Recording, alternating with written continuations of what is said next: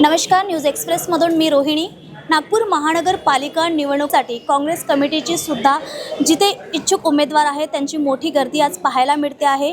आणि याच निवडणुकीच्या पार्श्वभूमीवर काँग्रेस कमिटीने देवडिया काँग्रेस भवन येथे इच्छुक उमेदवारांच्या मुलाखती सुद्धा जाहीर केलेल्या आहेत। मुलाखती सुरू झालेल्या आहेत, पण याविषयी आपण थेट संवाद साधणार आहोत। जी पारदर्शकता आणि तळागाळातील जे कार्यकर्ते आहेत यांची नेमकी भूमिका कशी निभावली जाते, त्यांची कशी मुलाखत घेतली जाते, कुठली पात्रता त्यांच्याकडे असते, हे आज आपण थेट जाणून घेणार आहोत आमदार विकास ठाकरे यांच्याकडून। सर, सर्वप्रथम तुमचं खूप खूप स्वागत आहे।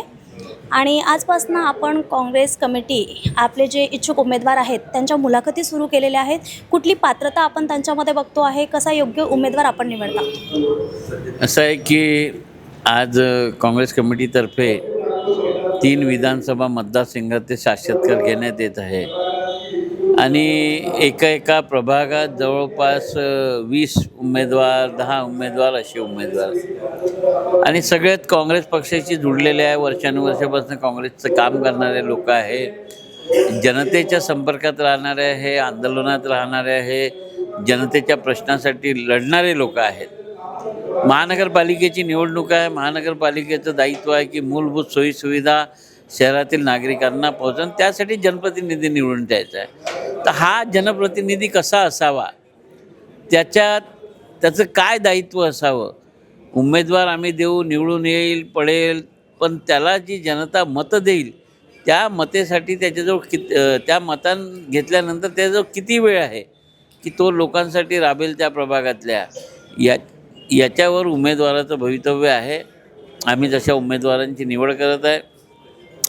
सर्वच प्रभागामध्ये जास्त उमेदवार असल्यामुळे त्या उमेदवारांनाच आम्ही सांगून दिलं की तुमच्यामधनं 4 नावं काढून आम्हाला द्यावे, जेणेकरून आम्ही त्यांना उमेदवारी देऊ शकू। कारण की या उमेदवाराला निवडून आणण्यासाठी जितक्या लोकांनी तिकीट मागितली त्यांचं सहकार्य जरुरी आहे आणि जर त्यांनी ही निवडणूक डोक्यावर घेतली तरच उमेदवार निवडून येऊ शकतो।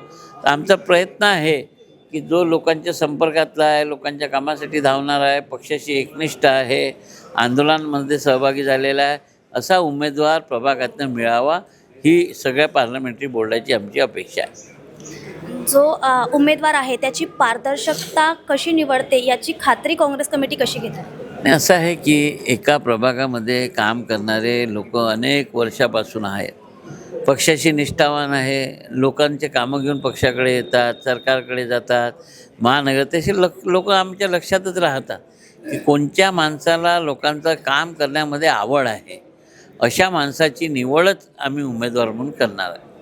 आतापर्यंत किती लोकांनी अर्ज दाखल केला आणि यानंतरची त्यांची भूमिका काय राहील आणि काय वाटते आहे यावर्षी जे उमेदवार आलेले आहेत त्यामधून आपले जे विरोधी पक्षनेते आहेत त्यामध्ये काँग्रेस कमिटीचा हात येईल का?